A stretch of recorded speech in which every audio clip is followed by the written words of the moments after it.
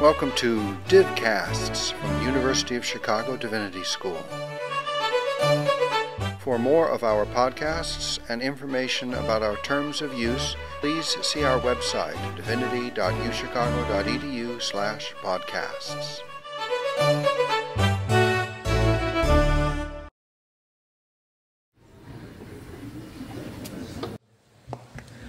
Good evening, everyone. My name is Margaret M. Mitchell. I'm the Dean of the Divinity School and Professor of New Testament and Early Christian Literature. On behalf of the University of Chicago Divinity School and the University of Chicago, it is my pleasure and honor to welcome you, students, faculty, staff, neighbors, friends, and citizens, to this special panel presentation, Lessons from Selma, Then and Now. This event is meant to commemorate, in the fullest sense of the term, actively bringing to memory in thought and action the 50th anniversary of the historic Selma to Montgomery Voting Rights March in March of 1965. This Saturday in particular marks the 50th anniversary of Bloody Sunday, March 7th, where demonstrators marching toward Montgomery were brutalized by law enforcement officers on the Edmund Pettus Bridge. In the aftermath of this past summer in America, where events in July in Staten Island, New York, and in August in Ferguson, Missouri, brought the deaths of Eric Garner and Michael Brown and others before our horrified eyes, we are acutely aware that the history of Selma is a history we need to revisit, to further understand, and a legacy from which to learn for our time, as we, as citizens and persons of conscience, seek to act with justice, to stand with and for justice. Thank you to each of you for being here. I would like to thank each of the panelists for participating in this event, and also recognize the Divinity School's Diversity Committee, a subcommittee of the Academic Policy Committee, and especially Professor Dwight Hopkins and Dean of Students Teresa Hord-Owens for leadership in planning this event.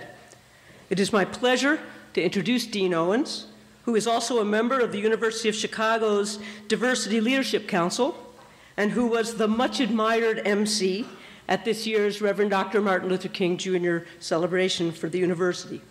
Dean Owens will introduce Professor Dwight N. Hopkins, the moderator of tonight's panel. Terry.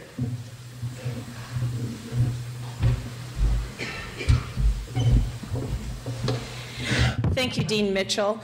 With the members, I see several members of the Diversity Committee in the audience. If you just raise your hand, I just want to recognize the important work that they do on behalf of the school. And as Dean Mitchell said, they are a subcommittee of the school's Academic Policy Committee. It's my privilege to introduce the moderator of tonight's panel, Professor Dwight N. Hopkins. Professor Hopkins is a constructive theologian working in the areas of contemporary models of theology and various forms of liberation theologies, especially Black and other third world manifestations, and East-West cross-cultural comparisons. Persuaded by the question, what does it mean to be human, Professor Hopkins is interested in multidisciplinary approaches to the academic study of religious thought, especially cultural, political, economic, and interpretive methods. If I were to say these are his latest works, we would be here for several minutes, but his most recent collaboration is the Cambridge Companion to Black Theology and Being Human, Race, Culture, and Religion. Please visit our website for a further list of his many publications. He is also an editor of Religions, Globalizations, Theories, and Cases, Changing Conversations, and he is currently the senior editor of the Henry McNeil Turner Sojourner Truth series in Black Religion, published by Orbis Books. And he is also an ordained American Baptist minister. I'm personally pleased to have been working with him on this series, and as a personal student of history, my father is a Black Studies professor, so this history has been poured into my ear. I've had a chance to cross the Edmund Pettus Bridge, so for many of us in this room, this history is personal and it's important to share. And so I'm really glad that these distinguished scholars are here to reflect on the importance not only of that moment 50 years ago, but as Dean Mitchell said, what it means for the society that we now live in and the issues that we are now facing. So without any further ado, please join me in welcoming Professor Dwight Hopkins.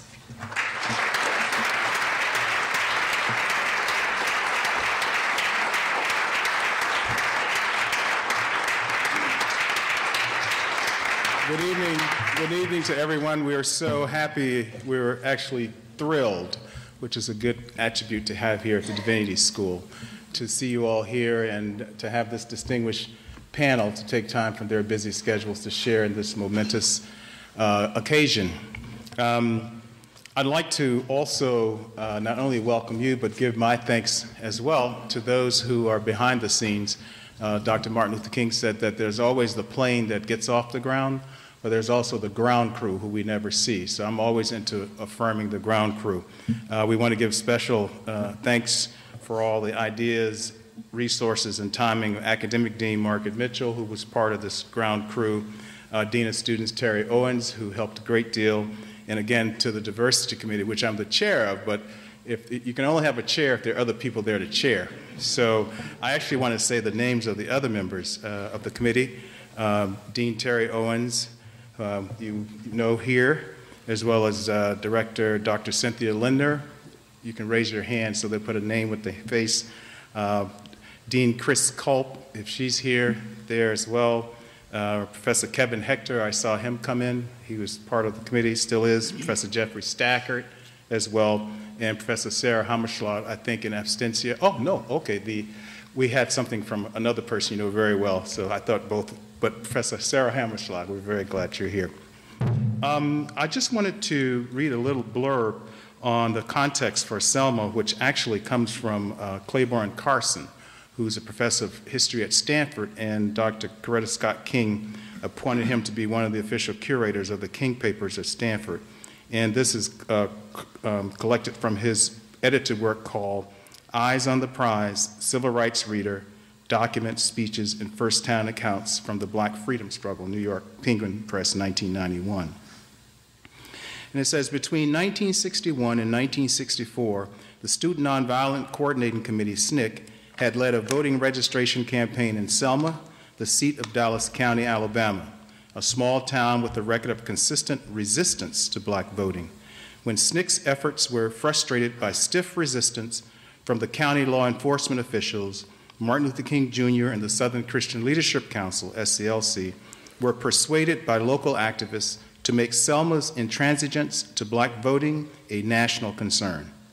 SCLC also hoped to use the momentum of the 1964 Civil Rights Act to win federal protection for a voting rights statute. During January and February 1965, King and SCLC led a series of demonstrations to the Dallas County Courthouse, and on February 17, protester Jimmy Lee Jackson was fatally shot by an Alabama state trooper. In response, a protest march from Selma to Montgomery was scheduled for March 7. 600 marchers assembled in Selma on Sunday, March 7th, and led by John Lewis and other SNCC and SCLC activists, crossed the Edmund Pettus Bridge over the Alabama River en route to Montgomery. Just short of the bridge, they found their way blocked by Alabama state troopers and local police, who ordered them to turn around. When the protesters refused, the officials shot tear gas and waded into the crowd, beating the nonviolent protesters with billy clubs and ultimately hospitalizing over 50 people. Bloody Sunday was televised around the world. Martin Luther King called for civil rights supporters to come to Selma for a second march. When members of Congress pressured him to restrain the march until a court could rule on whether the protesters deserved federal protection, King found himself torn between their request for patience and demands of the movement activists pouring into Selma. King, still conflicted, led the second protest on March 9th, but turned it around at the same bridge. On March 21st, the final successful march began with federal protection, and on August 6, 1965, the Federal Voting Rights Act was passed, completing the process that King had hoped for. Yet Bloody Sunday was about more than winning a federal act. It highlighted the political pressures King was negotiating at that time that took place in America. We have a very distinguished panel today, and we're so pleased to introduce them in the following order in which they will speak. Marty will go first. Marty is the Fairfax M. Cone Distinguished Service Professor Emeritus of the history of modern Christianity at the Divinity School. Professor Marty is one of the most prominent interpreters of religion and culture today, author of more than 50 books aimed at the academy, the church, and the broader publics. He is also a speaker, a columnist, a pastor, and teacher. For 35 years, he was a professor of religion's history at the University of Chicago. Next, we will have Professor Franklin Gamwell. Professor Gamwell is a Shaler Matthews Distinguished Service Professor Emeritus of Religious Ethics, the Philosophy of Religion, and Theology at the Divinity School. His research focused on ethical and political theory in relationship to philosophy of religion and Christian theology. Professor Gamwell's work spanned various research areas, from democracy, the divine God, modern moral theory, religious freedom, to metaphysical necessity. We next will hear from Professor Curtis J. Evans.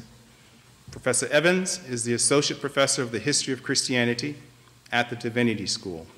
He earned his PhD at Harvard University, and he is the author of The Burden of Black Religion, Oxford University Press.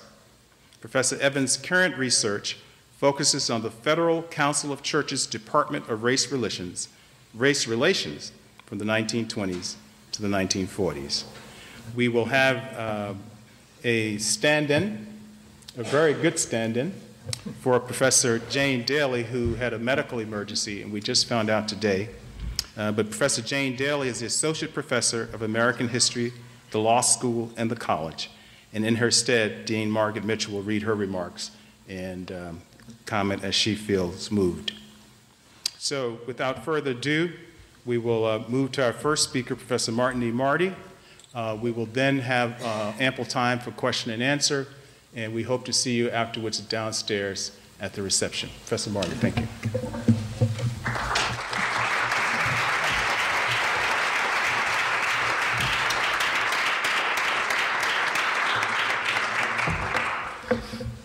Thank you, dear friends, and thank you for inviting me. My honorarium fee scale has just gone up enormously this week.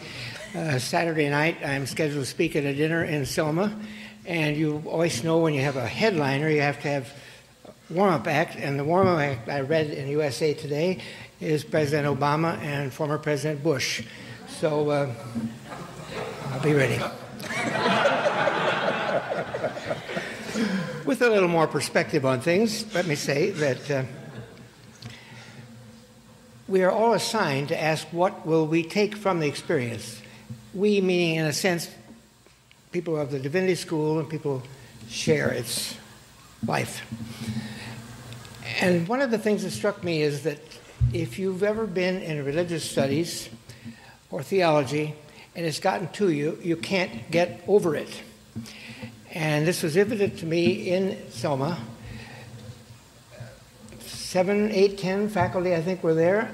And time to go home. We were there on turnaround Tuesday, which is a good way to keep your perspective on things. I can't be a Bill O'Reilly or any of these people, really a big deal, because I was there for turnaround Tuesday.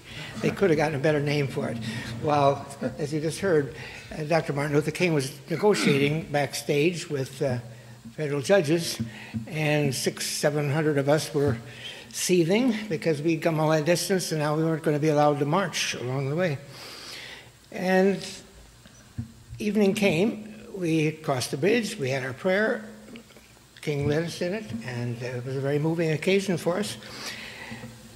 And then driving back to the airport in Atlanta, 2+ hours, the driver was Arlie Shart, who still survives. He was covering Selma for Time magazine, and he sort of knew the theological world, but he said, how any of you, it was all men, how all of you guys got here, how you could put one foot in front of each other. You're all tied in knots. Why? Well, 2 of you have it pretty easy. I don't know why he decided. A couple of you are millennial Baptists, and you can protest anything. You aren't worried about anything. But all the rest of you are all sure that God and some authorities are above you. He said, here were Martin Marty and Gerald Brower, then the dean, and they're both Lutheran. And all the way back, they're talking about we thought we were protesting Alabama law, and now we're protesting federal law. Romans chapter 13, let every soul be subject to higher powers, for there's no power but of God. The powers will be ordained of God. Whosoever resists the power shall... Phew. But we went. Well, we were just to lead up Acts to Robert M. Grant, who recently died in his mid-90s. I suppose I would describe him as extremely high church Anglican and conservative. But there he was. The call of conscience brought him there. And he said, now, the other four of you have your own problems, but Mr. Grant, he doesn't even know the king is dead yet. But there he was. I think we should take away from this an understanding that events like this do call for the deepest things in us, including the habitual, the things that we carry around without realizing it along the way. And then new things come. I think that most of us who were there had never really learned what was just a few years old in the U.S. Gandhi had a patent on it and a few others elsewhere. But Martin Luther King and his close associates, and they are extremely important in this story, really worked, many of you have seen the movie Selma, working with ordinary people who are going to get clubbed and clubbed and clubbed, and they're not allowed to reciprocate. And I think that we learned the power of nonviolence there. When I think of who we don't remember anymore, the Bill Clarks and the wheels of those things. So that was really new to a lot of us, and I think we're only really beginning to catch on to that, because we have kind of a hawkish moment again in the U.S. when a lot of people think you'll really solve things if you just clobber them with enough bombs. Third, I think that it's important that we got a sense of vocation along the way. You go about what you're good at already, but bring it in a new setting. Whether you're good, bad, or not is your assignment. There's a Lutheran bishop, an African-American, Will Hirschfeld, who never let me live down to the fact that I got off the plane and I had, many of you may not remember, there was a thing called a typewriter. But I had a little tiny one on Olivetti, streamlined, about 2 inches high, strapped to me. Everywhere I went, I had that because I got to write a story when it's done. But I was there as a writer, as a professor, trying to bring together the things that I do, just as everyone else we saw. Ministers, James Reeb, who was murdered that night, was doing what a minister should be doing, representing the people along the way. A lot of lay people, and so on. But whatever you were, you draw upon what it is you are, if I may use the word, called to do. I couldn't pretend to be a good leader in civil rights, but I could say that historians, Curtis, it's our job to listen for the stories, because very often people are moved by them to bring about change. And we see that as we read the accounts of all that. Fourth, I want to say something nice about the University of Chicago. We carry back to it a lot of what we've got from it. Chicago did not have a good reputation on race relations as of 1965. We're surrounded by Woodlawn and all the ghetto areas, and we had our heroes, we had our exemplars, we had our leaders, but by and large, we lived in one world and that was another. And it took this kind of thing to bring us about. And yet, there were pioneers that helped a lot. There were only 2 African Americans on the divinity faculty. Chuck Long in particular helped us along the way. And my colleague in the history department, John Hope Franklin, probably the top historian of African affairs at the time, we're all a big part of it. And every move we make, in a way, a sense that we're not just ourselves here. We're part of a community that was learning and being transformed, and I think that process is still going on. Number 5, if I'm counting right, the word public. I got associated with that word along the way while a student here. More people assigned me things about it. Religion had been seen as a private affair in the 1950s.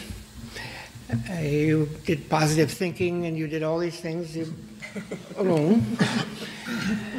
And now we're learning that people have very, very different outlooks. I heard the word diversity 3 times already here tonight. People with very different outlooks can be summoned from that to find common languages that they carry on. And I think the test of what we take away from this is that we can no longer pursue whatever we're about without an awareness of the public. You can't do it artificially. You still have to be good at what you're good at. I remember one time, during this time, Robert Grant announced a course on the city in the ancient world, and it came out just like all the other courses because there's a city somewhere in Tertullian and so on. But the most fun for me was from the Oriental Institute, Hans Güterbach, who announced he was going to do something about the city and ancient, whatever he was specialist in. After a few weeks, the people said, Professor Güterbach, you really, really were good at what you did, and now you're tied up in knots trying to be relevant. He had been relevant by pursuing well what his life was dedicated to, and then enlarging the perspective of it along the way. Pluralism. And I guess just about the end, unexpected heroes. We didn't get to know the people of Selma at that time. I was back 2 years ago and met some of them who I didn't know then, and they had not really been well led by that. My own best friend there was from Montgomery. He'll be there next week and again. Joe Ellwanger, who was a pastor in Ebenezer Lutheran Church in Montgomery, had been beat up by the Klan, just went about doing what it is, spent his later life in Milwaukee, inner city churches and so on, and transformed by that along the way. You've never heard of him, maybe none of you have heard of him until now. But if you once were in range of such a person, you never forget it. For us, with Martin Luther King behind the scenes that day, the unexpected hero for me, still is, was Congressman Lewis. He had been beat up on Bloody Sunday. We're there Tuesday morning at Brown's Chapel, and blood is streaming down still. And he just plain did what a minister should do, what a leader should do, what a public figure should do, and gathered us up.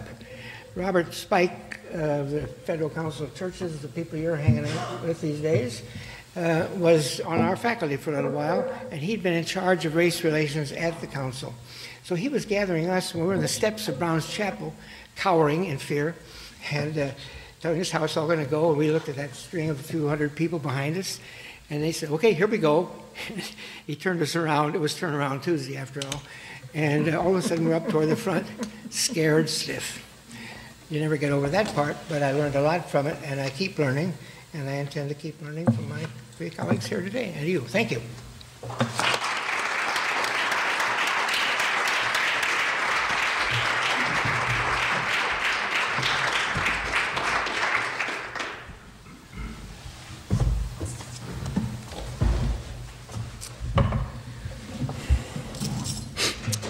50 years ago, I was a young pastor at the Westside Christian Parish, an inner-city ministry on Chicago's near West Side, involving 3 storefront churches along Roosevelt Road and orchestrated by a group ministry.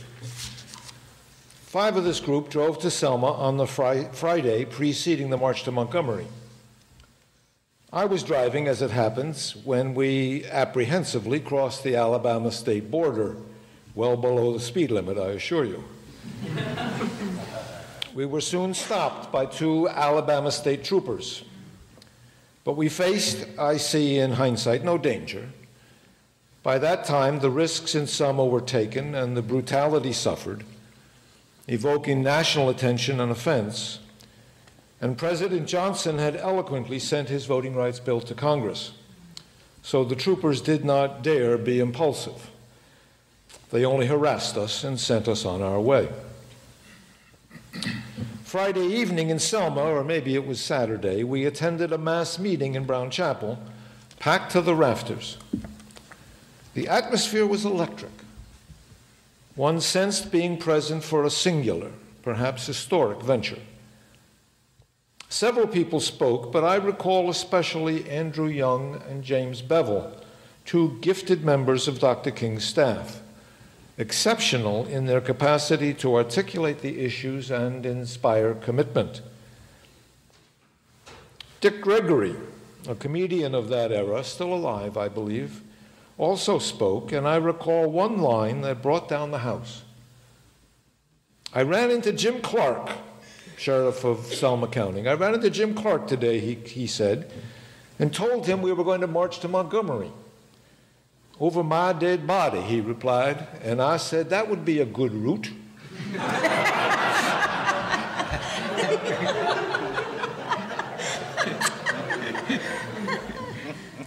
For our small company from the Westside Christian Parish, our experience in Selma was felicitous.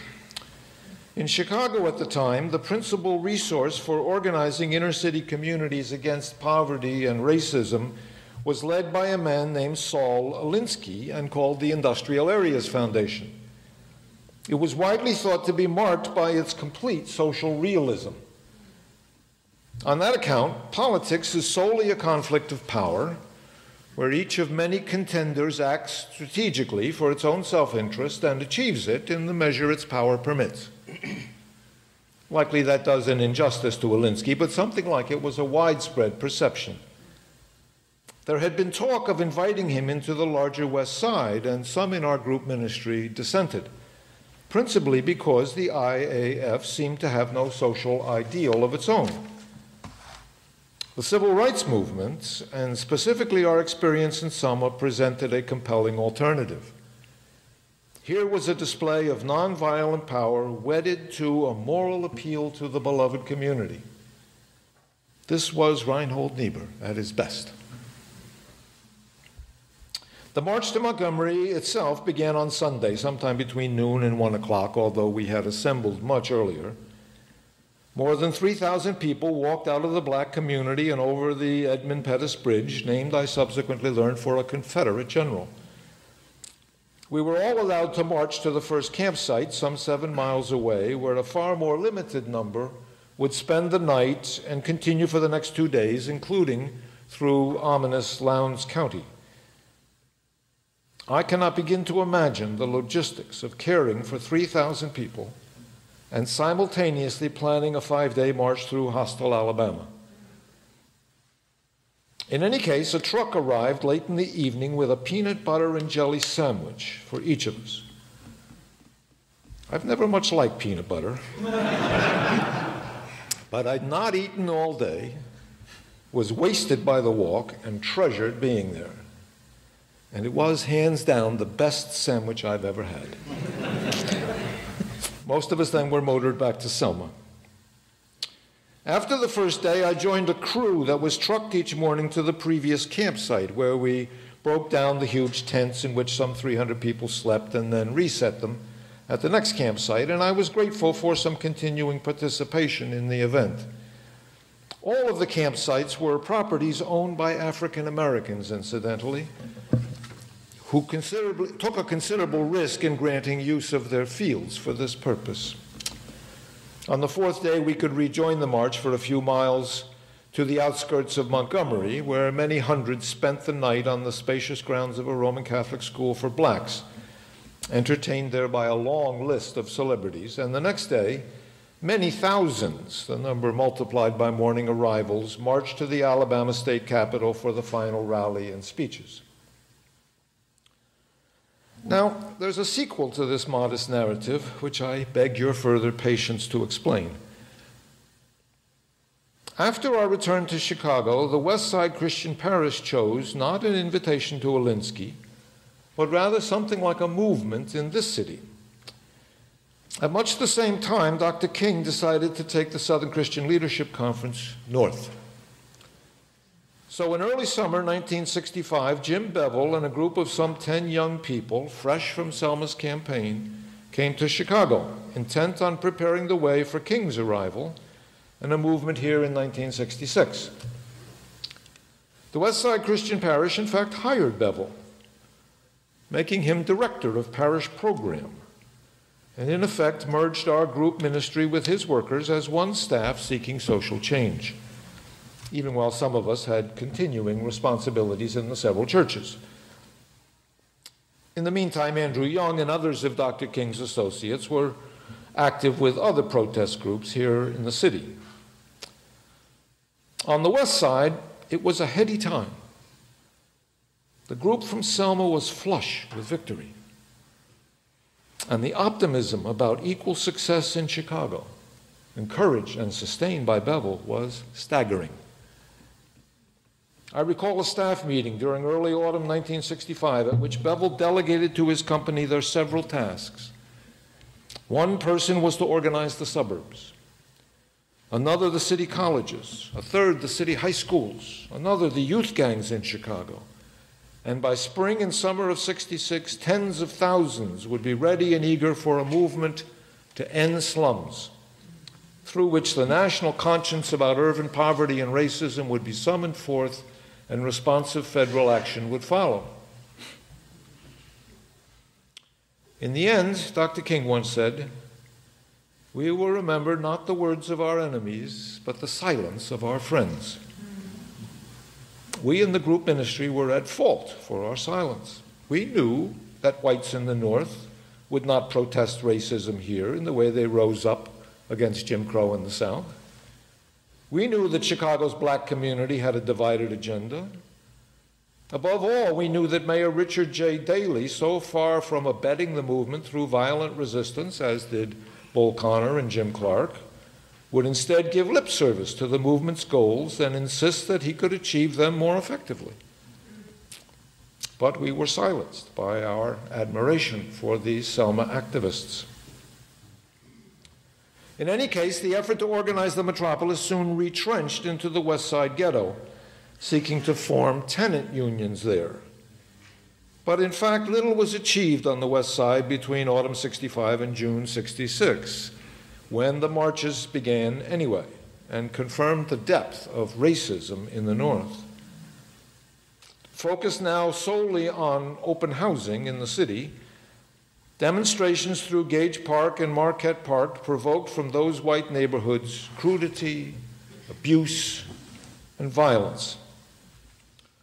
Still, the movement was nothing like the tens of thousands predicted. Certainly no national conscience was raised, and no national action occurred.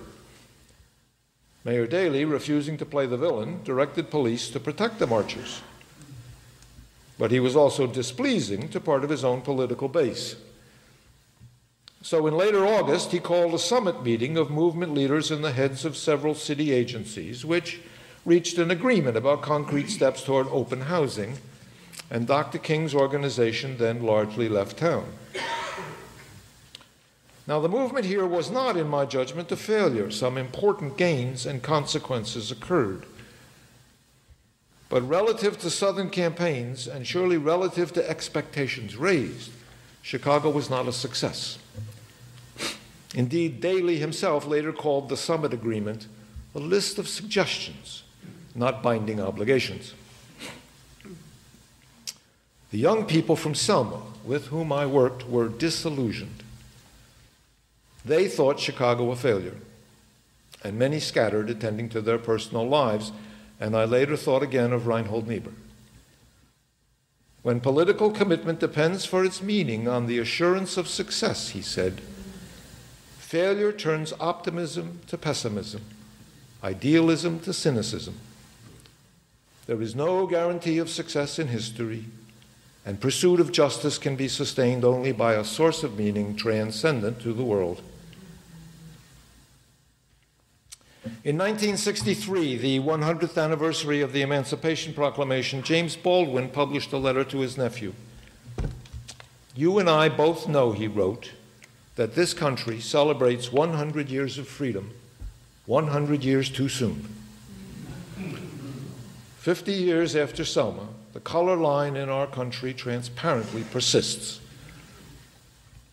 In thinking about the problem, I've been forced to see that practical wisdom is not something my kind of academic work cultivates.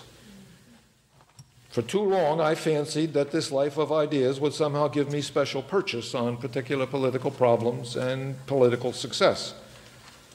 But I have met some people of practical wisdom, and I'm not one of them.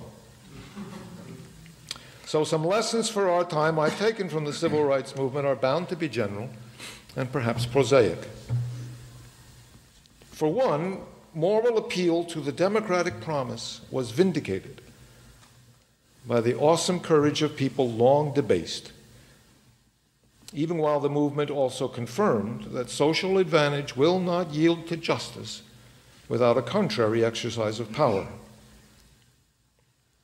The second is the significance of focus. It was, said Dr. King, absent from the ineffective effort in Albany, Georgia, but decidedly present in the Montgomery bus boycott, in Birmingham, and certainly in Selma. Democratic change is difficult without focused purpose. As recent events have underscored, corruption in our criminal justice system is one urgent context. But equally important, with Selma on our minds, are faults in our system of voting, especially through state laws, the more so since Shelby v. Holder, designed to suppress minority participation at the very time when minorities are sensing their political power. Give all the governed the right to vote, said Abraham Lincoln, and that only is self-government. The third lesson is this: when the change sought requires national action, national constituency is needed. The movement's signal campaigns were virtually designed to evoke a national response. If Chicago included a mistake, it was the premise that urban poverty and racism could be exposed with federal consequence in the way effective against Jim Crow.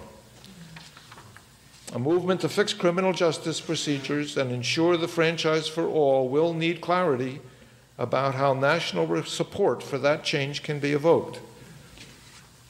Although here, alas, I must wait on people of practical wisdom. And a final legacy: the justice pursued belongs to a beloved community, and thus, among other things, to an integrated democracy in which diversity is cherished. This was the inclusive telos the movement's specific purposes should advance. Against voices calling for a more separatist political commitment, Dr. King, his staff, and John Lewis never compromised that ideal. Also, justice and its beloved community are, Dr. King professed, authorized by and only by the divine purpose. A conviction reason commends, I think, and thus well worth abiding assessment by we the people.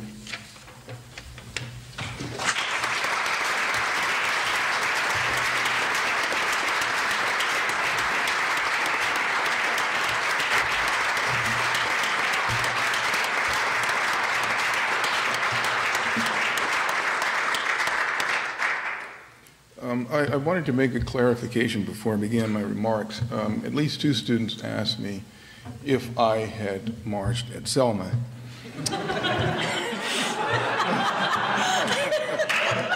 Apparently, the reason they asked is because of the leaflet that was disseminated.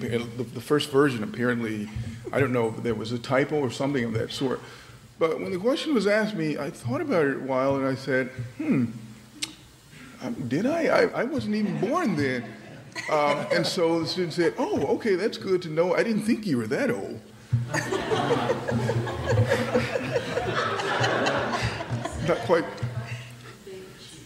Not quite sure how to take that. It was sort of said with a sort of sigh of relief, shall we say. February 28, 1965, it was a Sunday in Lowndes County, Alabama. Lowndes County lay in the center of the Black Belt of Alabama, about 15,000 residents, 80% of whom were African Americans. Lowndes County, shall we say, had the distinctive, in terms of the highest number of lynchings in any county in Alabama in its history. On this particular Sunday, Lorenzo Harrison, pastor from Selma, was actually giving a sermon at Mount Carmel Baptist Church in Lowndes County. He was fulfilling a commitment, the so-called Fourth Sunday commitment, as was fairly common among a number of African American and white pastors in these areas where they did not have what we might call a regular pastorate, but would serve once a month or something of that sort. So on this particular occasion, as he walked up to the pulpit and began to preach, there was the sound of engines outside of Mount Carmel Baptist Church. Several of the deacons walked up to him and told him that a number of Klansmen were stationed outside of the church with shotguns and rifles. They'd indicated to him that if he were not out of town by sundown, that he would be dead. he thought about that one instance when he was in Selma. Apparently he mentioned in the pulpit something about the right to vote, and recognized that no doubt this was the animating factor here in terms of the Klansman's concern about his telling people about their right to vote or to become more politically involved. As the deacons continued to talk, several people in the church, noticing the Klansmen outside, began to pray. Some were worried, fearful. Others were wondering, would the Klan actually set the church on fire? What exactly would they do? Would they run out? Was it likely that they would be shot as they ran out of the church? Some continued to pray, others cringed, and the pastor, Lorenzo Harrison, continued to preach on and off, continuing to look at the window, wondering if the noise would die down. And eventually it did die down. A plan was hatched, as it was felt necessary, given this warning had to be taken seriously, that he would have to be whisked away in secret, but one might say in secret in the sense that he was actually hidden in the back of a car, but he was also, there was a caravan that accompanied his car out of Lowndes County into a church where his father preached off of Highway 80, Gilliam Baptist Church. Harrison would never return to Mount Carmel Baptist Church. Eventually, he would, in fact, earn the right to vote, and in fact would hold a political office in Selma. His particular story, and that of a number of others, and the other story that I actually have in mind is what happened in Selma, maybe about 2 or 3 days after this particular incident. Martin Luther King Jr. and a number of others began sending down, what we might call feelers, to understand what was actually happening in Selma. And a number of the locals at several prominent churches, Brown AME Church, Tabernacle Baptist, and First Baptist. And First Baptist was where Amelia Boynton, who was involved with the Voters League, was actually a member of this church, to get a sense of the lay of the land. These prominent churches actually agreed to hold mass meetings. And the decision to hold these mass meetings was indeed a political act, because they realized there could be serious consequences for doing so. Violence and at what we might call a minimal level, some of them having their names published in local newspapers where they could actually lose their jobs, but it was always the threat of violence. And yet these individuals decided to open their churches to these mass meetings. Harrison was actually familiar with these meetings in Selma, but he himself had not actively participated. Certainly when he gave that sermon on February 28th, he had not been actively involved, but he was aware of what was going on and eventually would become more actively involved. I mentioned those 2 stories, and there are many others, to indicate the difficult choices that a number of African Americans in particular had to make in these local contexts, weighing seriously the consequences of actions of this sort. Historians often interpret the event in Selma in different ways. Some, for example, Adam Fairclough argues that this was the most notable instance of, on the part of African Americans, of the federal government throwing its support behind African Americans, particularly with regard to federal registrars assisting them to vote after the Voting Rights Act is actually passed.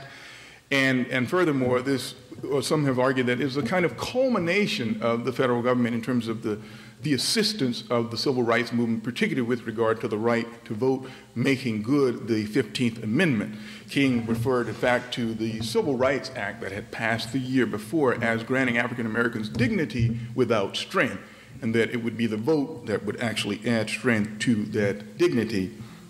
Some others point to incipient divisions that actually became much more notable between SNCC, the Student Nonviolent Coordinating Committee, and the SCLC, the Southern Christian Leadership Conference, whether it had to do with tactics or whether it had to do with SNCC's criticism of SCLC for fomenting, or as they sometimes regard it, fomenting violence, but not staying with local black folk after the violence passed, or at least after the media attention passed. There were a number of other divisions that emerged. Some have argued, in fact, this was the end, to the extent that there was such a thing, a unified civil rights movement. In fact, it was in August of that very year, in 1965, when the riots broke out in Watts in Los Angeles. There are many other interpretations of what happened in Selma in 1965. I would argue that although those particular interpretations are not mutually exclusive, and perhaps some of them, all of them, to some degree have some validity, the final one, which is articulated by Taylor Branch, is that for him it demonstrated the success of nonviolence. His argument is that the very right or the act of voting is a demonstration of nonviolence every time a person chooses to vote in a democratic society.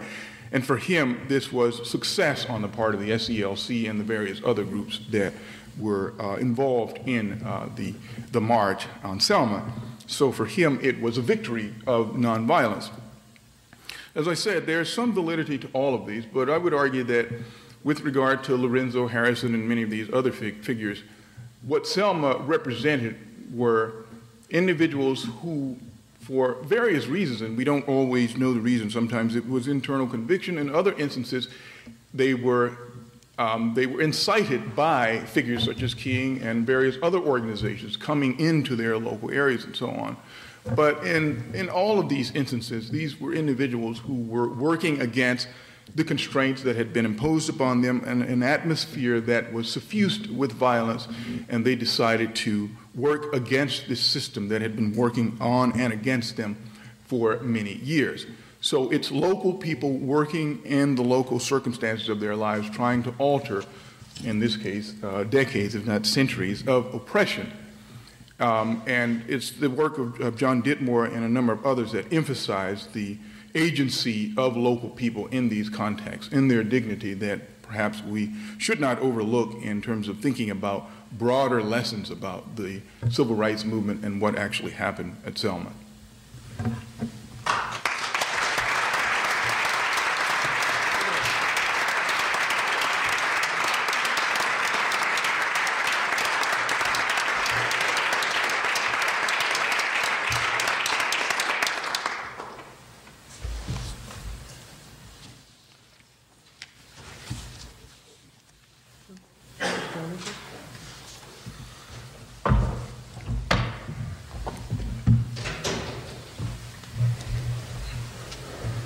So I'm speaking the words of colleague and friend Jane Dailey from the History Department.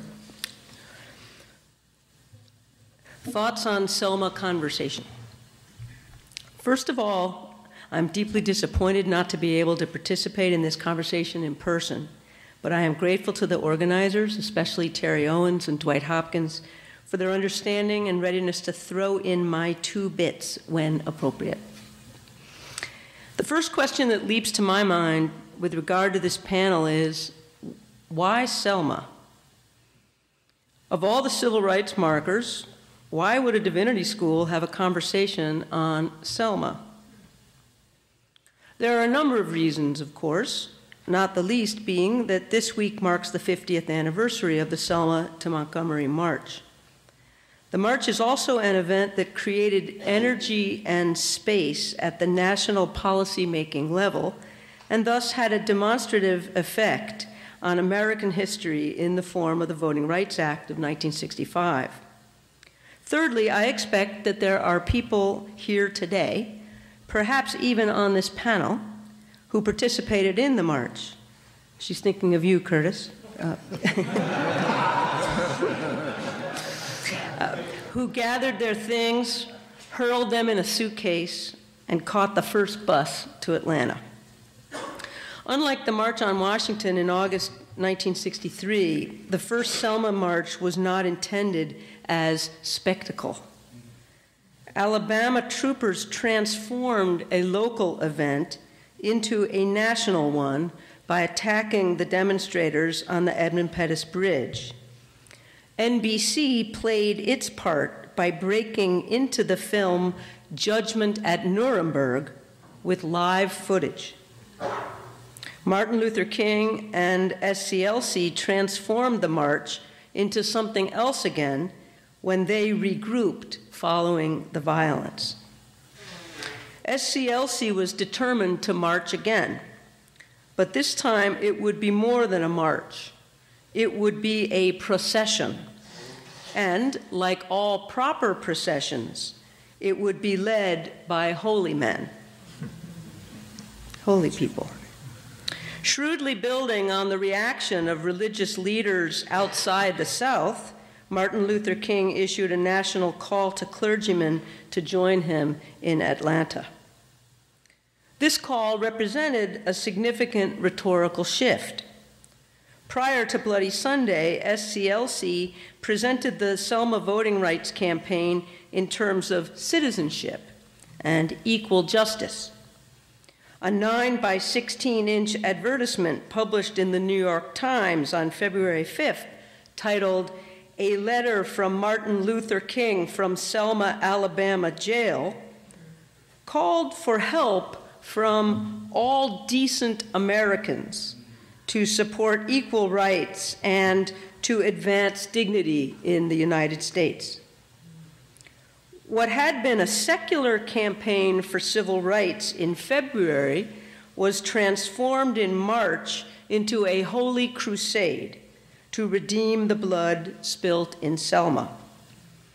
On the evening of Sunday, March 7, King sent telegrams to clergy around the country, insisting that no American is without responsibility for what happened at Selma.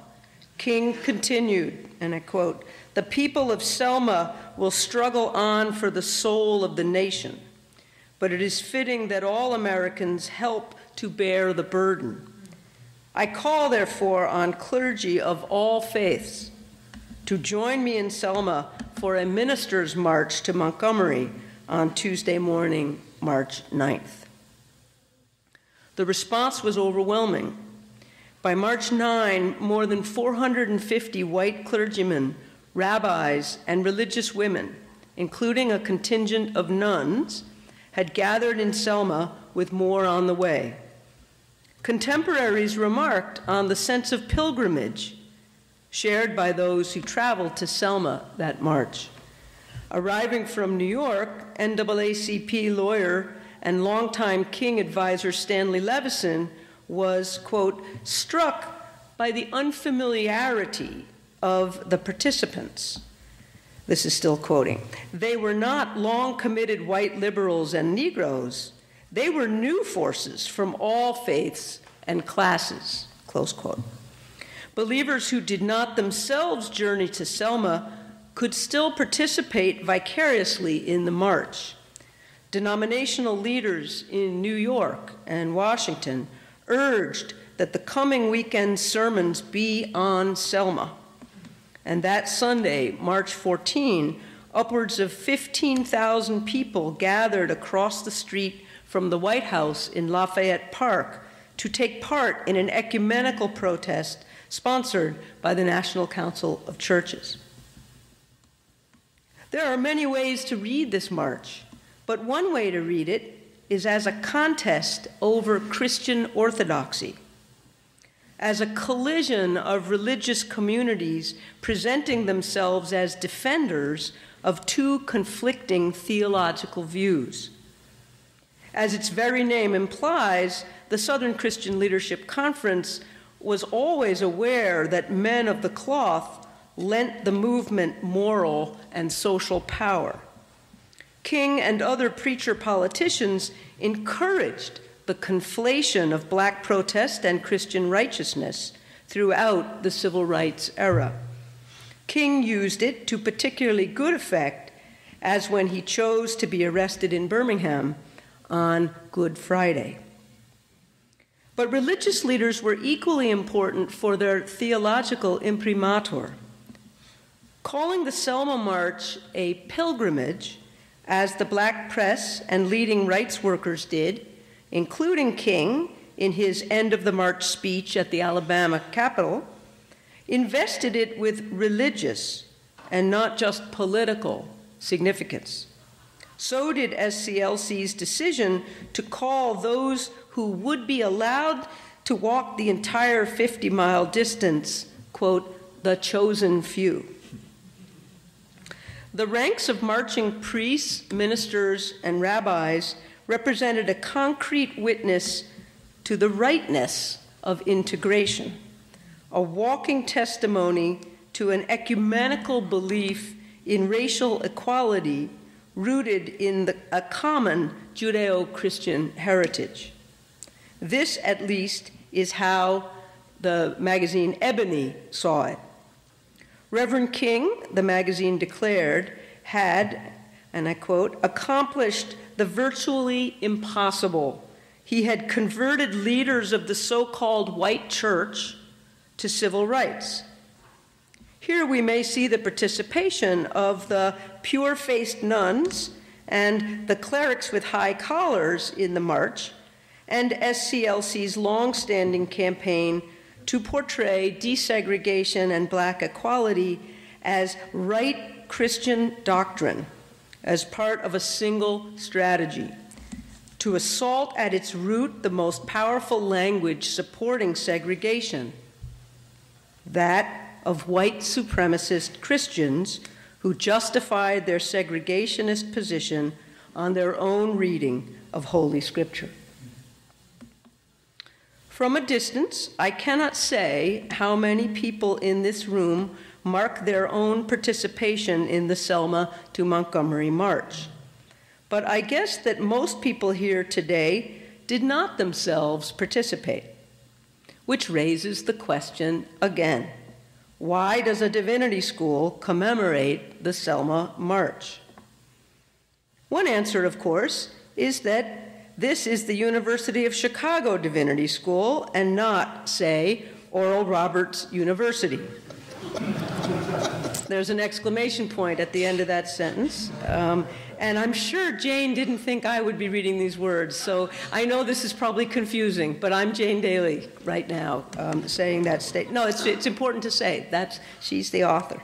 But I'm not prescinding from the statement. I'm just making sure you know that it's Jane's. Professor Dailey's. Can't wait for the Q&A. But the other, more important argument reflects what can only be seen as the victory of the theology of the beloved community. For many Americans, including perhaps especially non-Christians, true Christianity has become synonymous with the vision of King and other Christian integrationists.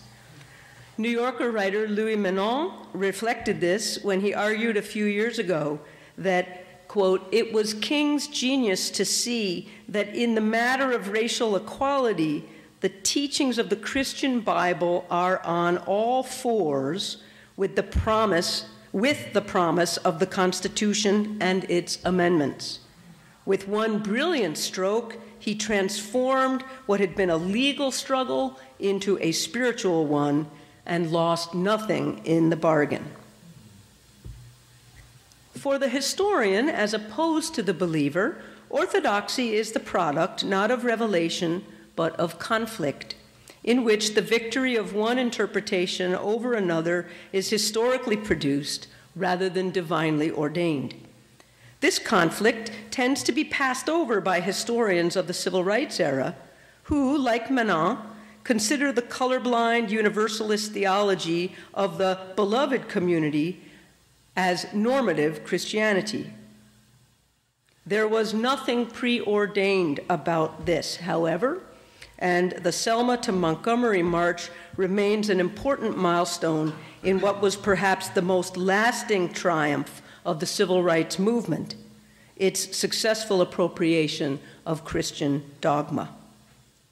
So, what lesson can be drawn from this history of Selma? One may be the continued importance of having God on your side.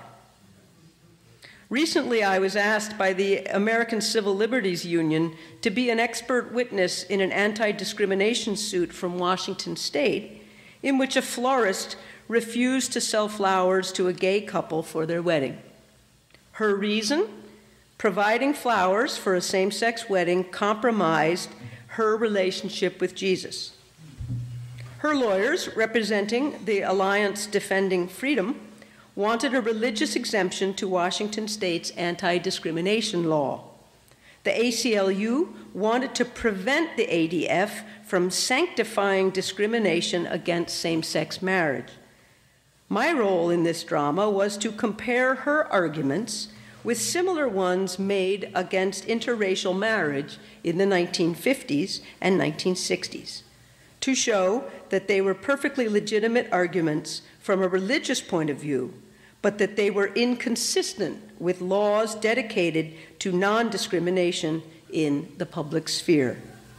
The analogy wasn't perfect, but it was good enough. We won.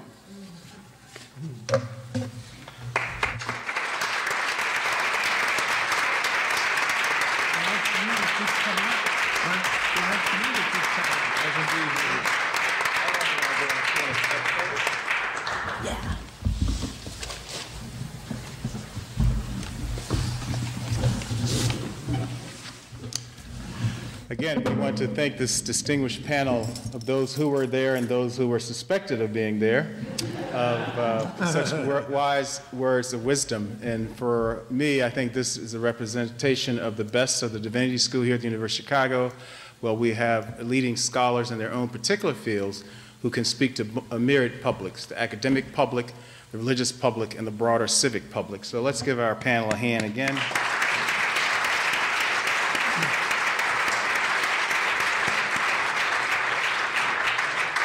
We have ample time for questions and answers, so why don't we feel free to move. And I might do what President Obama does, man, woman, but we'll see, but I'm not Obama. Yes, in the back, please. And if you could give your name, that would be helpful. I'm curious if any of you think to what extent that the voter suppression efforts today speak the continued existence about white supremacist kind of religiosity, or is it something different? Is it more something just political? Does the people still believe that religion? Is that still part of this? Or was that defeated, or is it just politically defeated? I'll try to answer that by, in part, responding to some of the arguments that Jane made, because I have a mild dissent there. When the Civil Rights Act was passed in 1964, a number of political figures, and I think particularly Barry Goldwater as senator from Arizona at the time, moved in the direction of making an argument about the freedom of association and the right to one's private property, and opposed the Civil Rights Act on that ground, because it was particularly about integrating public accommodation. So the emphasis there, and I would argue that these kinds of claims were being made increasingly so from 1964 and thereafter. And this kind of language, rather than what I would regard as the sort of explicit religious language or the theological arguments that Jane is actually looking at. I mean, Jane, of course, has done a great deal of work on the theological underpinnings of anti-dissemination and the way in which a number of white Southern nations, in particular, were appealing to the Bible party that was Don who separated and segregated the races, and therefore the Brown decision in particular, it was opposed on those grounds, among other things. Your question was about contemporary context. I don't see religious arguments being utilized with regard to voter suppression and so on. There are claims about voter fraud.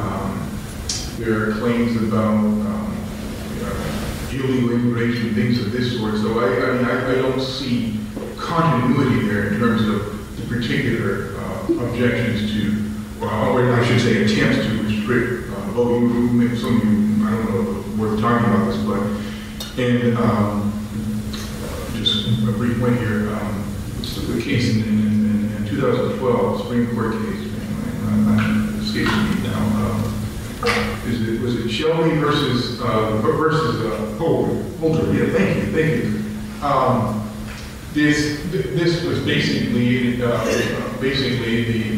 are 4 or 5 sections of the Voters' Rights Act, and Justice Roberts argued that I think it was 4B, the section was considered unconstitutional, particularly with regard to Southern states having to seek federal what's called pre-clearance before they should alter before they alter anything with regard to people's ability to register to vote and so on. Justice Thomas, in concurrent dissent, wanted to basically invalidate Section 5, which basically was, the argument was that if you don't have particular states that are the object of this pre-clearance, well, it basically has no teeth at all. Justice Ruth Bader Ginsburg offered a furious dissent, arguing that it was clear evidence that Congress itself had engaged in a study of instances of voter suppression in Alabama in particular. Her argument was that it clearly indicated the need for the Voting Rights Act to be extended. So that's on sort of the Supreme Court level, but this seems to be rather far removed from these kind of particular theological arguments that James is actually talking about. Other questions? Yes, please. I suppose the main question and problem that we have today is that we see no situation equivalent to the crisis in Selma sufficient to mobilize concerted effort at seeking justice on issues of civil rights. Selma, everything was concentrated on in this one place, a terrible event, the leaving of all these people, and this one issue. But today, the problem seems to be scattered in a million places. And in each place, whether it's a state or a city, the issues are slightly different. Except for Ferguson, where there was a clear evidence of police brutality. As soon as you go to another place, police brutality is not the issue. But school resources, teacher resources, there's just this huge long list. So, my question is, what's going to motivate? What's going to help draw together these myriad pieces in a way such that something might begin to happen? Very good question, right? Ready? Anne would like to respond.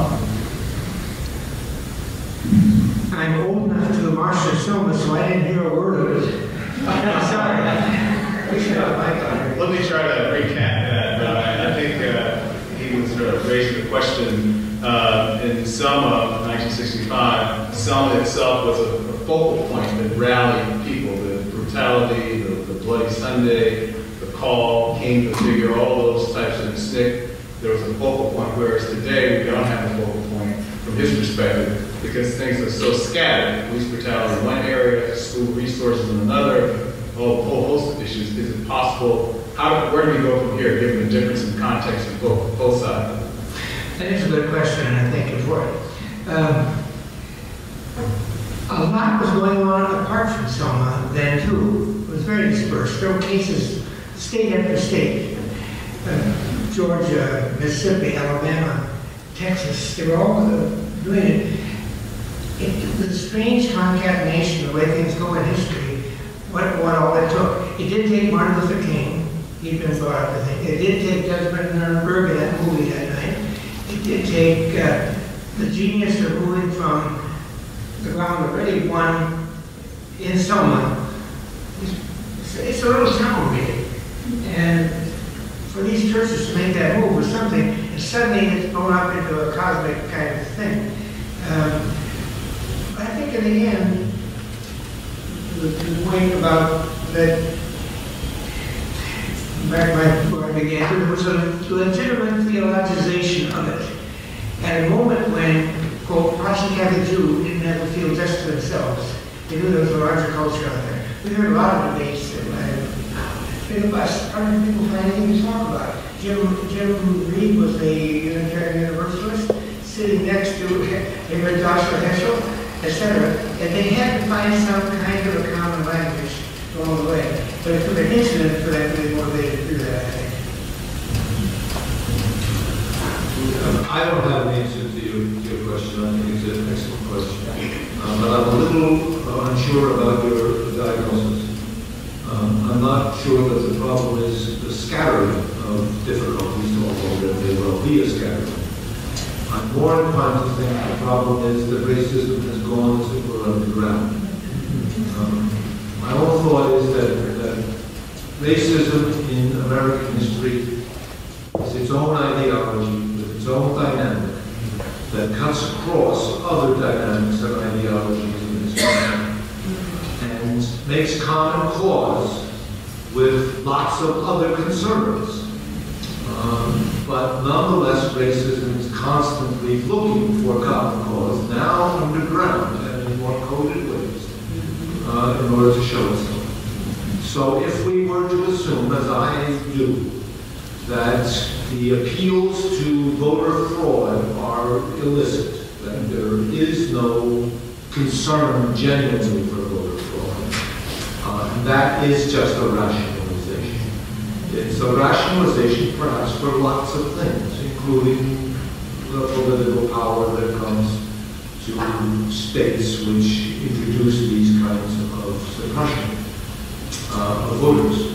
But I'm inclined to think also that racism has made common cause with it, so that racism is always a factor in many of what you take to be scattered situations. A factor in its own way and its own manner. And could I just add that although I do agree that in some ways the issue of voting was more clear-cut than other issues, I alluded to or made reference to Watts earlier to point out that, it was a year later he came to UChicago and a member of the civil rights organization began addressing issues in the Northeast and in the Midwest, and for that matter in the West, particularly with regard to unequal schooling, massive unemployment, housing situation, and so on. So these issues are already being addressed, and furthermore, they serve as a kind of source of division in terms of strategies among civil rights activists and so on. So this is happening concurrent with and after Selma. So I don't think there was perhaps the degree of unanimity, and it would seem to give the indication by focusing primarily on Selma. I don't have the answer either to the question about what would be a unifying factor. It would seem to me, in addition to what Professor Gamwell was pointing out with regard to claims about voter fraud, which I also regard as illicit claims, I think that tied in with recent discussions about the number of African-American males who are in prison, and discussion particularly about revising drug laws and so on. That seems to me to be a significant issue, at least could be one source of discussion, particularly with regard to the massive consequences for African-American ability to vote with regard to the number of African-American males who are in prison, and take that alongside of these claims, I think, specious claims about voter fraud and so on. That seems to me to be a very significant issue that could at least elicit some degree of unanimity about addressing that issue. Let me just add to something. You don't see, but I guess I have the mic. I think there are a couple of ways to look at the contemporary situation. One is to try to perceive a rallying point, which is always important, right? We need large demonstrations, we need regional demonstrations, we need national networks.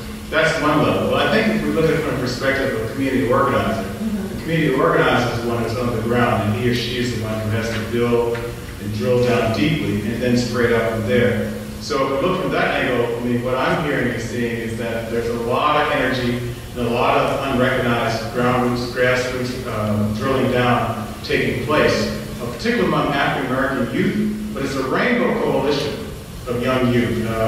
We were at a Martin Luther King event in San Francisco about a month ago, and they put me on the panel with gray hair. Now I'm the gray hair. They had black hair when I came to right now. I'm the gray hair.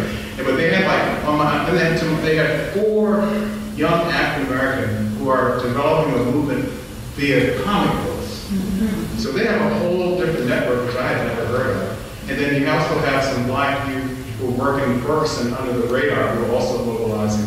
And they're local, they are networking on instant messaging and things I have no idea about. But they actually, from the ground, they're developing things, the younger generation. So I think they actually are developing an infrastructure on the ground. So when there's another big national moment, they can operationalize that network. So one way is to see it from the perspective of the grassroots.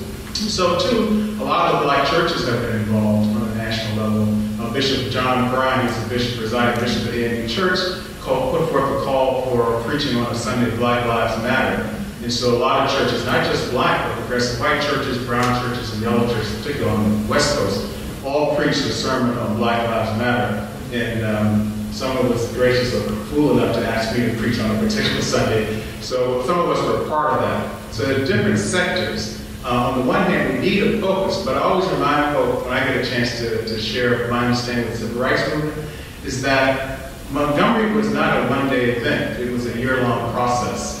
And even that, there was a beginning for another level of the struggle. So I think two things. One, if we look at the perspective of community organizing, and two, if we look at the various phases of the movement, then we began to see that, aha, there is a national motion going on. And also, when I talk to young folk, maybe not here since I don't do organizing here, but on the road, I always tell young people, look, you are the heroes you're waiting for, and heroines. You are the leaders you're waiting for. And I think we have to nurture them in that direction. Thank you for the question. Yes, Mr. Here. I hope my question will not be too far away from our focus this evening, but apparently we've been able to overcome the misinterpretation of Scripture in support of segregation. My question is, at least I'm not aware of anybody doing that in any other way. My question is, I wonder why it still seems to be so difficult to get out from under apparently misinterpretations that still allow us to segregate women in the sense of equal pay and equal participation in the religious life.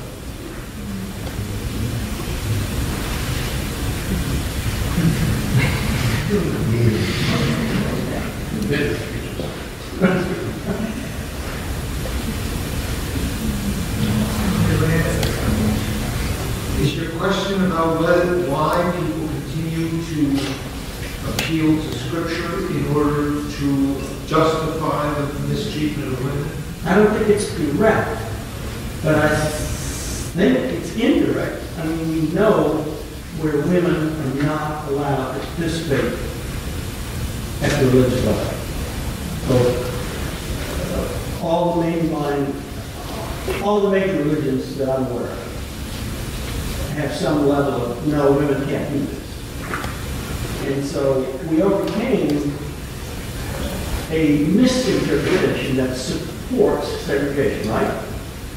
I'm not aware of anybody who's quoting the Bible, we should return to segregation. Apparently, we're still allowing, with some kind of religious underpinning, discrimination against women.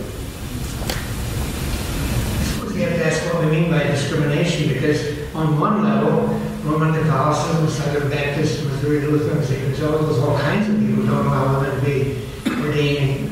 That's my point. Yeah. And why do they do that? It's always interesting to me that the less there is about something, the more you make of it. In the letters of Paul, women shouldn't prophesy. Now, whenever they prophesy, they should cover their heads. They're both there, about 8 inches apart, I think, in the New Testament. And you hear the one, but you don't hear the other. Count how many molecules of ink are devoted to anti-gay stuff in the Bible. A little bit of Leviticus, nobody pays attention to the rest of it.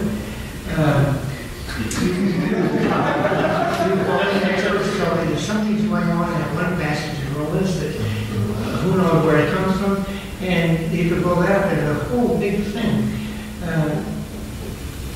I suppose we come with a predisposition and we're trying to fortify it all the way.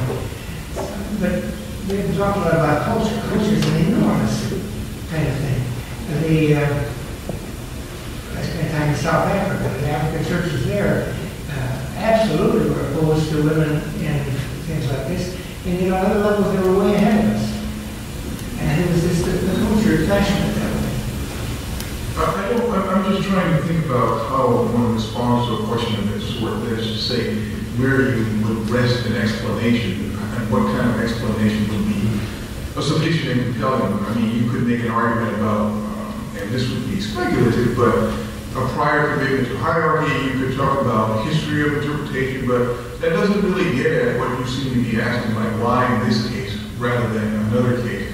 Because it doesn't seem to me that it's primarily a question about why is the Bible interpreted in a certain way, but why on this particular issue have people changed their views, and on this issue not. And I don't quite know how one answers a question of that sort unless you get into questions about why do people interpret the Bible in a particular way? Why does this particular religious group, namely Southern Baptist, why are they committed to hierarchical roles with regard to gender and things of that sort? So I'm not sure how to answer a question of that kind. Just one other thing. If you spoke to someone, we had the gentleman from the, I think it's Southern Baptist Ethics Committee, I can't remember his name. Richard Land. That's it. We had Richard Land right here in this room. And forgive me if I'm wrong, you know he would support his position regarding women based on Scripture. And apparently, I don't know of anybody who would put him or herself out there to say, okay, we need to go back to segregation, here's the scriptural basis for it. It seems to me the arguments have been made as to why we shouldn't discriminate against women means nothing. I don't see if this is meaning anything. We mean for certain denominations. I'm sorry. It means for those who don't buy the argument. I mean, for many of us, of course. But there's still too many out there for whom it just doesn't. Here's what the scriptures say, therefore we continue to discriminate against women, period. I think that, before we go to the next question, we need to inform on this question itself. Okay. I think part of it is that folks may be ignorant of the best way to interpret, this is a normative claim of theologian, best way to interpret scripture, and so they come to that, just what's one. I think two, people may be lacking knowledge that the more diversity we have, the better the outcome. The business world knows that, and I think we in Canada knows that. But I think it also thirdly relates to power. There has to be a level of power at stake, which has implications for leadership, for resources, how we allocate resources. It has implications for the nature of the family, the traditional family. It has implications for how we treat our daughters and our sons. It's an issue of partially, and I would say more so, maybe mainly, that's my view, of power. And the other part of it, and fourthly, power concedes nothing unless there's resistance. And I think if we look at the history of the United States, all the great democratic movements from 1776 to 1789, to the Civil Rights Movement, to the Women's Suffrage Movement, to the Gay Liberation Movement, Stonewall 69, they all came about through righteous resistance, which was based on a deep spirituality. So those are some of my ideas. Maybe we could follow that later, Q&A afterwards, but there's a hand here, Michael Chevalier. He's a PhD student here. So at this panel here, we have over 100 years of experience teaching religion. And so I'm wondering, with sort of both the events of Selma in the background and now current events of Ferguson, how you think theological education and the study of religion within our country should continue to, how are ways in which it can continue to be responsive to these questions? I'm particularly interested in, for example, you brought up the point of view of the community organizer, or Professor Gamwell, your humble remarks on not being a man of practical wisdom, but having encountered many. How do you think that even the sources where we look at should change today?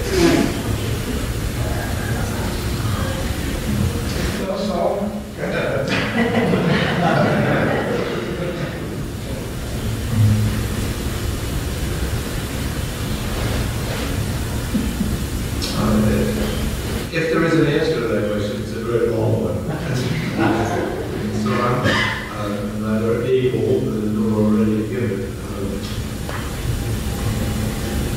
But I judge that one thing important would be for religious understandings, if there are some that are at all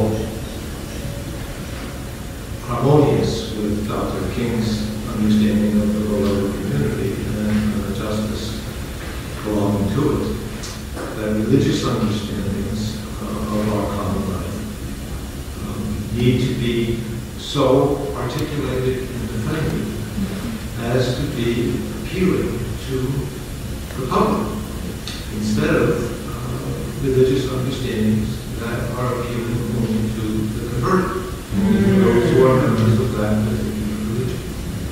So I advocate on the pursuit of public reasons for religious ideals, and thereby public reasons for the difference those ideals make in contrast to others that are pervasive in our political community. Perhaps we could have a couple more questions. We've gone from 6 to 7:30. We want to leave time for a little vino or milking after this is the reception, and maybe a last minute word or so from the panel. Yes?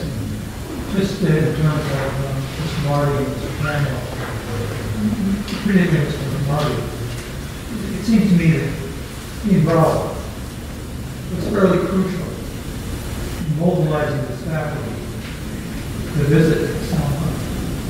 And as a result of the Selma experience in part of 9, 10, 11 academics, there were some significant changes within the life of the school itself. So it's really a follow-up to work. Is that a fair rendering of the history of the school? And what would it take, I suppose, in terms of given the discussion, the topic of discussion, what would it take for something like that to happen today? Well, I don't know what isn't happening. My own view is that Divinity School is a little romantic. I really like what goes on here.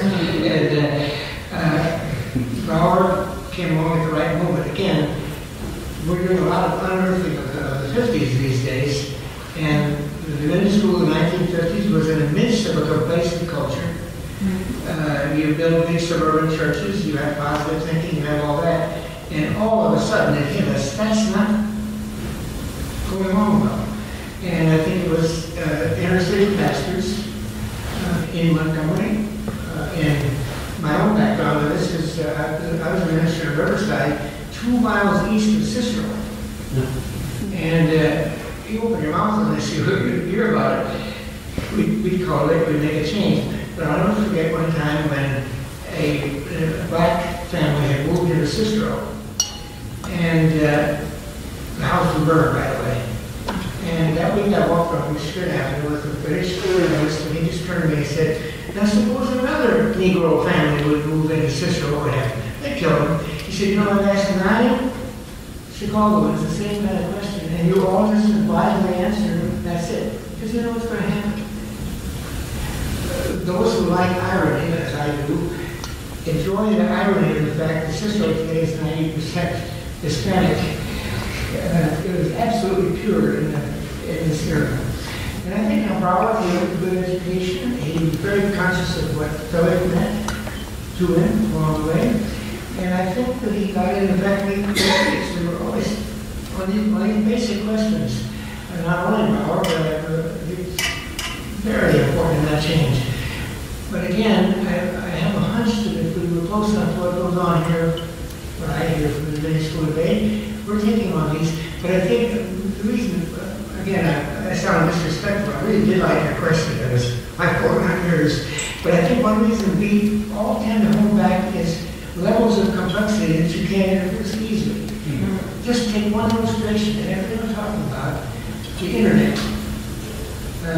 Yes, mass media were there, but you had 3 networks. You had a gentleman in Nuremberg on one, you had your choice of ABC, CBS, and that's it. Today, whether that dress was blue and white or whatever, it has 8 million comments on it. And no matter what, Bill Myers told us that our organizations, I can never get over it. Some little thing that the president will say, or someone like him, and 3 minutes later will say 58% of American people believe this. There are people employed to do that quickly along the way, to skew these along the way, and it's very hard to get all that filtered out to get back to the basics. I interned in Washington, D.C. in 1950-51, and I took my days off to the Senate because there were 9 of us who were interns, and we would go down to the Senate and have lunch a little later and listen to debates between Paul Douglas and Robert Taft. Reverend Saltonstall, Margaret J. Smith, Estes P. Barber, etc. I don't want to say they were giants thinkers that way, but the room would be full. They'd be talking to each other. And you'd actually hear somebody like Brooks and Shields say, yeah, I never thought of that before. I think that mechanism is not here. And that's why it's harder for divinity faculty to do the kind of breakthrough that the Browers did back then. Could I approach the question of theological education from a slightly different perspective? As a historian, make, shall we say, a modest claim about accurate historical knowledge. It seems to me, just thinking about contemporary issues, the death of Eric Garner and Michael Brown, thinking about these issues historically and contextually, and also the question about voter rights. My mind goes back to 2 specific instances in the 1960s where we were sort of framing these issues, but also thinking about preventing us perhaps from adopting a kind of narrative of decline or sort of lamentation about the kind of activism we might have lost. The fact that some of these individuals in the 1960s were addressing and recognized some of the problems in the way we might be framing them. I'm thinking in the early 60s, the students were a democratic society. In particular, they were making a call for a kind of coalition of sorts between, among African Americans, college students, interracial coalition. And one of the issues that they were discussing, of course, was that they felt that the university, partly because of its enormous influence in American life, and of course in the 50s and 60s, would be one of the sources of political transformation. This was also accompanied with a kind of growing disillusionment with political establishment. But one of the issues, though, that they addressed, and I think it's a temporary concern, a very real one, is what they refer to as alienation and apathy that's been dragged into a number of Americans. In this case, they had in mind poor whites and African Americans in the rural South, partly because of oppression, partly because they did not feel they could actually have a voice in the system and so on. In our contemporary context, we obviously know that one source of apathy and worry and concern about the possibility of political change is just the enormous amount of money that flows into political campaigns and people worry that they can actually affect change. I think about this issue about apathy and alienation on a kind of autobiographical note. My father was born in 1917, and my mother, who was 18 years younger than my father, was born in 1936. And I never once heard my parents talk about voting. My dad watched the Daily News with Dan Rather and those back in the days when those individuals were rather popular. But this is in a deep rural part of the South, and mainly in Louisiana. And I think about some of the individuals that I knew growing up and so on because of the deep poverty, their shall we say, their sense that they could not affect a change in the system, and furthermore, just the enormous hardships that they had endured on a personal level. And only occasionally would my father, for example, talk about some of the problems of racial violence in the South. Maybe it was because he was just had so many personal experiences that it was just too difficult for him to actually talk about some of those particular issues. So it seems to me that the Students for a Democratic Society and some of the elements of the New Left were actually addressing some of these issues that we're thinking about in our contemporary context, so we're looking at them from a slightly different angle. Going back to the case of Garner and Brown, and from 1965 with the 1966 rather, when 1965 and 1966 in the instance of Watts, basically until 1968 there was one riot or another in major urban centers. And there was a report that came out by Arthur Kerner, who was the governor of Illinois at the time, called the Kerner Commission.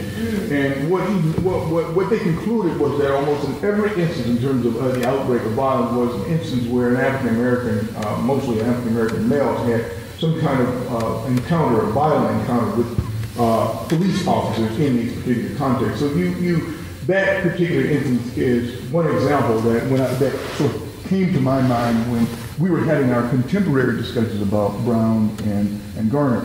I mentioned those instances just to say that one is that thinking about how individuals address those particular issues, and we don't have time to go into that now, what successes were had, what failures were had, and so on, are illuminating for our contemporary moment, particularly with regard to some of these coalitions that took place. We often think about white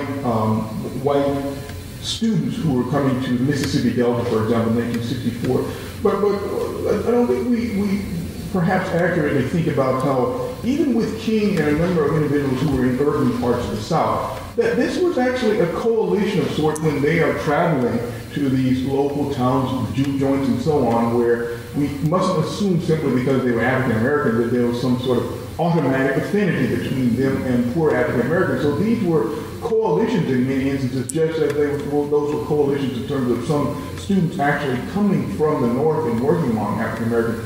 I mean, we don't have time to go into detail here, but I think focusing on and reflecting on some of the successes and so on of those various movements might be illuminating for our contemporary moment of thinking about, rather than sort of thinking about this from the perspective of there was a kind of high point and we achieved a certain kind of greatness and things sort of descended or went downhill, as it were, after that. The historical narrative is much more complicated than that.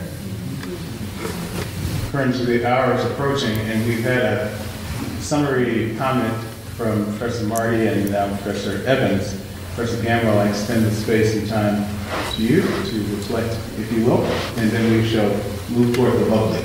Well, I was actually thinking about Dr. Greenfield's question, and I guess I'll try to speak to that. When I was a student here, Dr. Greenfield, as you well know, Martin Luther King was assassinated, and as a consequence of that assassination, the Divinity School appointed a faculty-student committee that was called the Temporary Committee on the Racial Crisis. We did some interesting things during that year of participants, sponsored some lectures, held some discussions, etc. But its principal recommendation at the end of the year was that there be a permanent committee on the racial crisis, which did not happen. But the reason for the recommendation was that the committee, during that year and during its many discussions, did not reach clarity on whether or not the culture of the Divinity School is complicit in racism. Something about, however subtle, the culture of the Divinity School fomenting racism or continuing it. And my judgment is that we're still not clear about it. One of that committee days, Joseph Sittler was the grand old man of the Divinity School in those days, and he said the real problem was we didn't have enough. There are two kinds of students, he said. Some of them use the university, the others are the university. And what he was always out for were the students who caught on to what was going on. And I think that's still true. I'm not in kindness, by the way, so I don't have to say that it's all downhill from here. I just read an awful lot of good stuff coming out and looking for more. People who don't use the university, but who are the university. Friends, let's give our panel a number.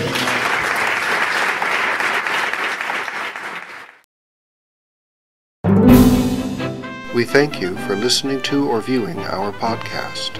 For more information and for other podcasts, please see our website, divinity.uchicago.edu/podcasts. Copyright, the University of Chicago Divinity School.